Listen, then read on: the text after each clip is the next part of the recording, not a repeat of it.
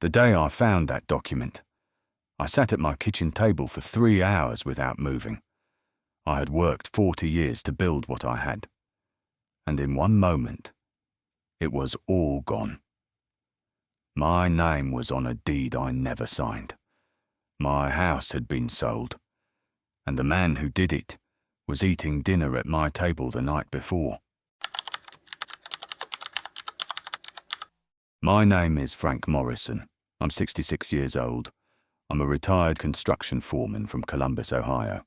I raised my daughter Linda by myself after her mother passed when Linda was 9. I gave that girl everything I had, every dollar I saved, every hour I worked. So when she brought David Cole into our family, I wanted to believe in him, because I wanted to believe that Linda's judgment was as good as mine. I was wrong. And by the time I understood how wrong I was, almost everything I'd built over 40 years was gone.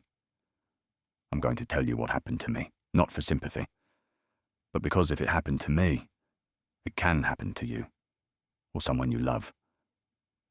So stay with me. Until the very end. For 12 years after Margaret died, I lived quietly. I owned my home outright. No mortgage. I had $340,000 in savings from a lifetime of early mornings and late nights. Not rich by any measure, but secure, independent.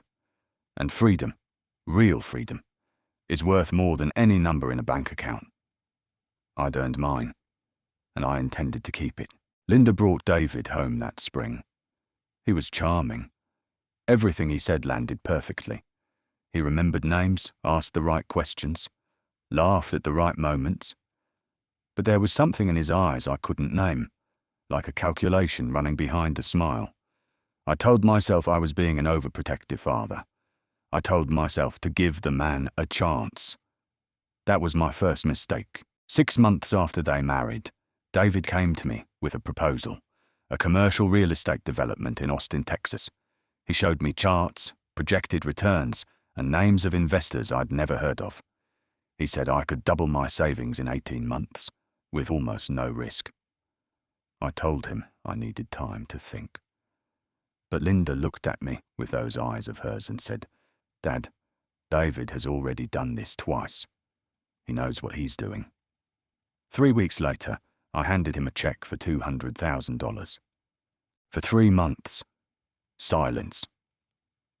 When I'd finally reached David, there was always a new excuse. Permits, zoning approvals, a contractor who'd backed out. Linda would say, "Dad, these things take time. This is how real estate works." 9 months after I wrote that check, I asked to visit the property in Austin. David made 4 separate excuses across 2 weeks. That's when the cold feeling in my stomach became impossible to ignore. I found it on a Tuesday afternoon. A deed of transfer for my house. My signature was on it, notarized, official, everything in perfect order. But I had never signed it. Never. Not once. My home, the house I'd owned for 22 years, had been transferred to David's company. I sat on that basement floor for over an hour. I kept asking myself one question. How long had he been planning this? I called Rick Parker within the hour. He'd been my attorney for 15 years, through my wife's death, through a partnership dispute, through my retirement planning. I'd never seen Rick's hands go still the way they did when he read that document. He called it sophisticated document fraud. The notary seal was from a county in Arizona, 3 states away. Someone had spent real money making this look legitimate. Rick looked at me over his glasses and said, "Frank, this man has done this before, and I'm going to prove it." His real name wasn't David Cole. It was Mitchell Reeves, and he had a documented history across 3 states. 4 women before Linda, all of them over 60. All widows or divorced women with assets. Different names each time.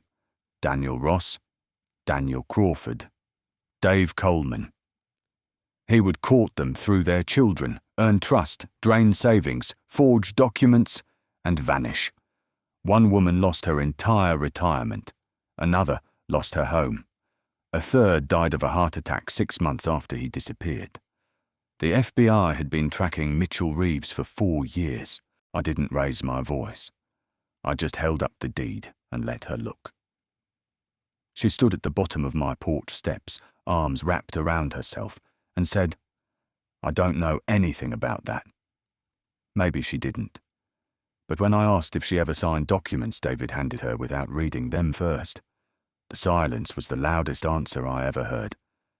My daughter, my little girl, had been his instrument. Whether she knew it or not, she'd been used against me. Agent Santos knew the name Mitchell Reeves the moment Rick mentioned it. She said their file on him was 3 inches thick. They'd been waiting for a victim with documentation strong enough to prosecute. I handed her the forged deed, the investment contracts, the financial transfer records. She studied the folder, then looked at me and said, "Mr. Morrison, you just gave us everything we needed. This man is going to prison." I drove home that night feeling something I hadn't felt in months. Control. He came 3 days later. Midnight. No smile. He said, "Frank, let's talk man to man." I said, "There's nothing to talk about, Mitchell." Every drop of colour left his face when I used his real name.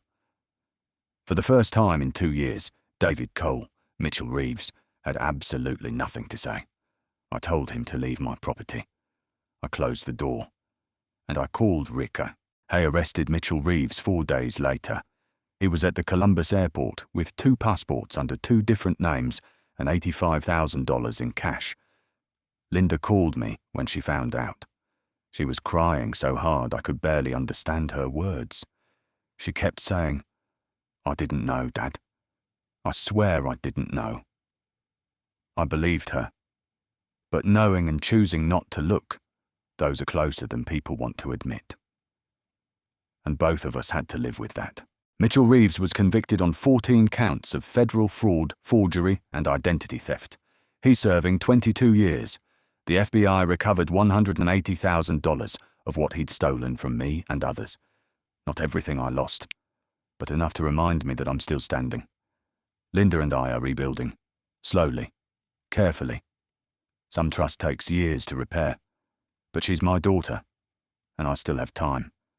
More importantly, I still have myself, my home, my freedom, the things that actually matter. If you're over 50 and someone in your life is making decisions for you, signing things for you, telling you who to trust, listen to that feeling in your stomach, the one I ignored for too long. That feeling was right. It's always right.